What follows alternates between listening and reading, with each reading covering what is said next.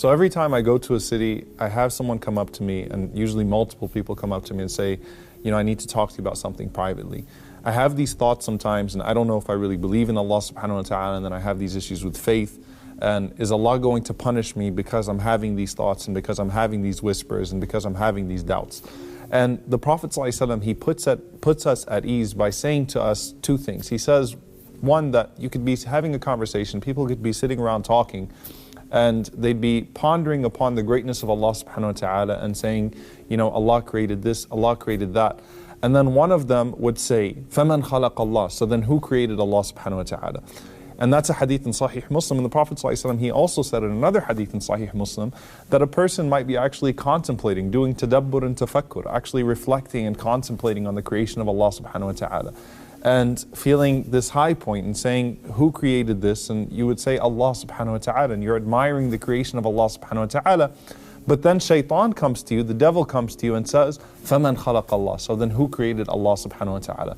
The Prophet ﷺ, he says in both of these ahadith that when you start to have that thought, when you start to have those whispers of مَنْ خَلَقَ اللَّهِ, who created Allah subhanahu wa ta'ala, he said, quickly say, آمَنْتُ بِاللَّهِ, I believe in Allah subhanahu wa ta'ala. By doing that, you do away with the thoughts of shaitan, by the whispers of shaitan, and you reaffirm your faith in Allah subhanahu wa ta'ala.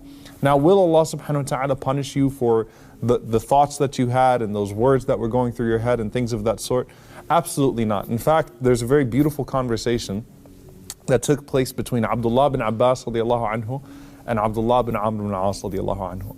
And Abdullah bin Amr, he asked Ibn Abbas, he said, what is the ayah in the Quran? Essentially, what's your favorite ayah in the Quran? The ayah that is arja ayah, the ayah that gives the most hope to this ummah. And Ibn Abbas said, well, what's yours? And Ibn Amr, he said, قُلْ يَا عِبَادِيَ الَّذِينَ أَسْرَفُوا عَلَىٰ أَنفُسِهِمْ لَا تَقْنَطُوا مِنْ رَحْمَةِ اللَّهِ. Say, O my servants who have transgressed against themselves, do not despair from the mercy of Allah subhanahu wa ta'ala. Allah forgives all sins. So Ibn Amr is someone, when you look through his life, is someone that was prone to despair and things of that sort. And so this is something that gives him hope, and it gives many people hope, knowing that Allah subhanahu wa ta'ala will forgive all sins. Ibn Abbas radiallahu ta'ala anhu, he responds and he says, as for me, what I see as the ayah which gives the most hope is when Ibrahim alayhi salam said to Allah subhanahu wa ta'ala, Rabbi alladhi yuhyi wa yumit, O my Lord who gives life and who gives death. Arini kayfa tuhyi al-mawta, show me how you give life to the dead. Now realize Ibrahim alayhi salam, the ayah before tells us that Ibrahim alayhi salam was just arguing with Nimrud, saying, Rabbi alladhi yuhyi wa yumit, that it's my Lord who gives life and who gives death.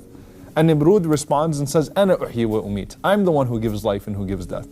And Ibrahim alayhi salam says, فَإِنَّ اللَّهَ يَأْتِي بِالشَّمْسِ مِنَ الْمَشْرِقِ فَأْتِي بِهَا مِنَ الْمَغْرِبِ. Well then, Allah subhanahu wa ta'ala, brings the sun from the mashriq, He brings the sun from the east, so bring it from the west. فَبُهِتَ الَّذِي كَفَرَ.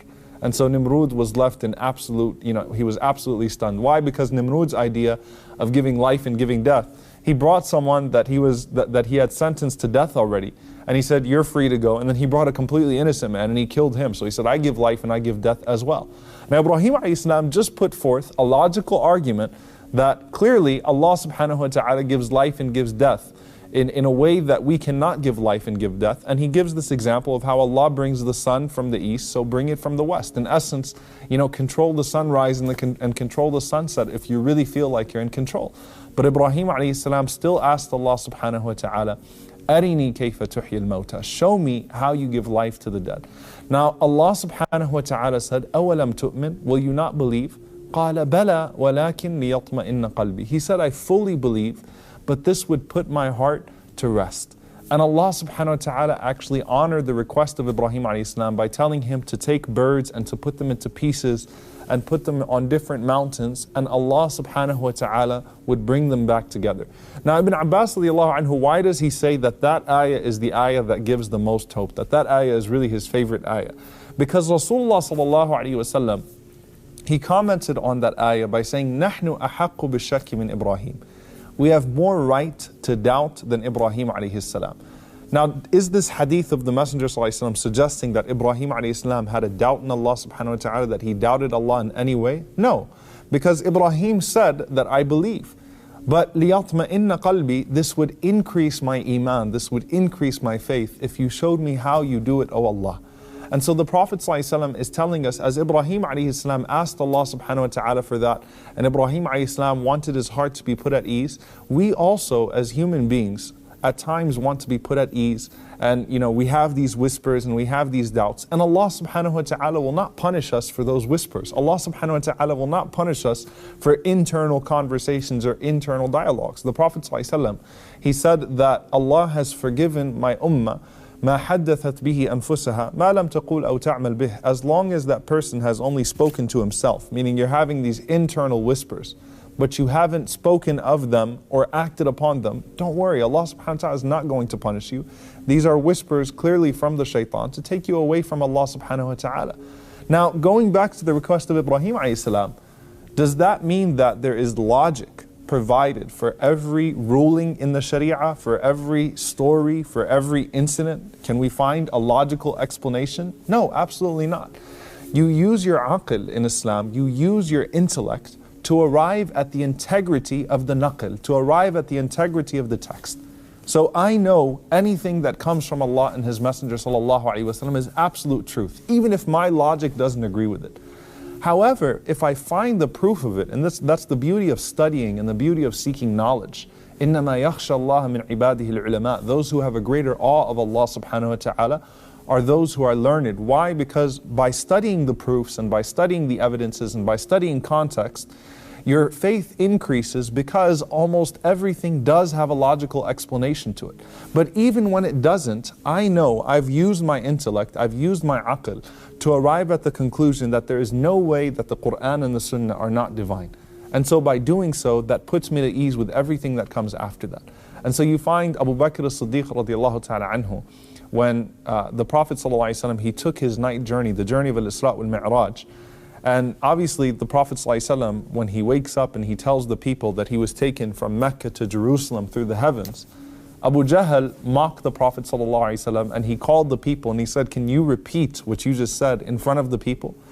And even some of the Muslims were shaken by that. How can the Prophet ﷺ, how can a man be taken from Mecca to Jerusalem to the heavens and back all in one night? So a man comes to Abu Bakr radiallahu ta'ala anhu and he says, do you hear what Muhammad ﷺ said? And Abu Bakr radiallahu ta'ala anhu, he responds by saying, if he said it, فَقَدْ صَدَقْ, then he's telling the truth. If he said it, then he's telling the truth. And Abu Bakr says, look, I believe him when he says that something happens to him that's far greater than that. What's greater than him going from Mecca to Jerusalem and to the heavens in one night is that revelation comes to him from the Lord of the heavens. Revelation descends upon him from above the heavens all the way to his heart, sallallahu alaihi wasallam. So I believe him with something far greater than that. Why wouldn't I believe him when he tells me that Allah subhanahu wa ta'ala took him from Mecca to Jerusalem to the heavens and back in one night? And now Abu Bakr radiallahu anhu, what he's showing us here, Abu Bakr did not say, well, I'm going to need to see proof of what the Prophet ﷺ saw on the way. If the Prophet ﷺ can describe some things between Mecca and Jerusalem, then maybe I'll be convinced. No, Abu Bakr radiallahu anhu said, look, I know that this man is a prophet of Allah.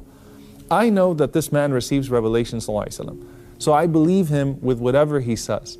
Now does that mean when the Prophet ﷺ accurately describes the things that he's seen between Mecca and Jerusalem, to the extent that he will tell you sallallahu alaihi wasallam about a people and where their water was, that were on the way from Mecca to Jerusalem, that no one would have known unless they were there, because they didn't have text messages back then. Does that not increase the faith of a person when the Prophet ﷺ does that, when the Prophet ﷺ accurately explains these things? Of course it does. Of course it does. But I don't need that to believe in it in the first place. But it will increase my iman, and that's what Ibrahim alayhi salam was asking. So it takes us to the next step. Allah Azza wa Jalla says in the Quran, سَنُرِيهِمْ آيَاتِنَا فِي الْآفَاقِ وَفِي أَنفُسِهِمْ حَتَّى يَتَبَيَّنَ لَهُمْ أَنَّهُ الْحَقِّ.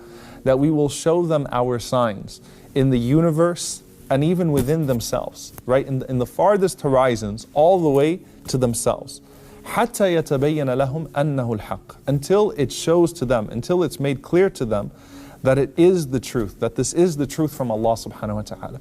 So Allah is telling us, look, I'm giving you all of these signs, all of these proofs. in the deep horizons, and even within the creation of yourself, that there's no way that a being like you could exist without Allah subhanahu wa ta'ala. Until it is made clear to you that this is the truth. Once you have found that truth, there's the pursuit of truth, and then there's the pursuit of meaning. And most people spend their lives trying to find the truth, and so they never even get to the meaning and the purpose of life, and what are we supposed to be doing here, and so on and so forth. As believers, as Muslims, we've already arrived at the truth. We already know that this is the truth. So now the entire journey of life becomes finding the meaning. And even atheists, I always say this, that when you're debating with an atheist or you're speaking to an atheist, by the end of the conversation, they'll be an agnostic, right? They'll start off by saying there is no God, but then when you put forth all the proofs, they'll say, well, there might be a God, or I can see how there would be some divine energy or some God, but I don't think that there is any religion or any guidance, or we're just left to be and we're not sure, and so on and so forth. So could all of this, the answer to that would simply be, could all of this simply be without meaning? Do you really think Allah subhanahu wa ta'ala created that? If there is a God, if you're convinced that there is some kind of divine energy and something that brought us here, because it clearly is, would you really say that all of this is for nothing? That there's no meaning to it, that there's no purpose to it whatsoever? And Allah subhanahu wa ta'ala says in the Quran that we did not create anything without purpose. Allah didn't create anything in abath. Everything was created for meaning and purpose. And so for the believer, the journey now becomes a journey of purpose and meaning. Assalamu alaikum wa rahmatullahi wa barakatuh. I hope you enjoyed and benefited from this video. If you did, then please do share it. And if you'd like to follow the rest of the series, then please do click on the top box. And if you'd like to see all of the other episodes and the other videos we have to offer, then please click on the box under that. And don't forget to subscribe to the channel for more amazing content.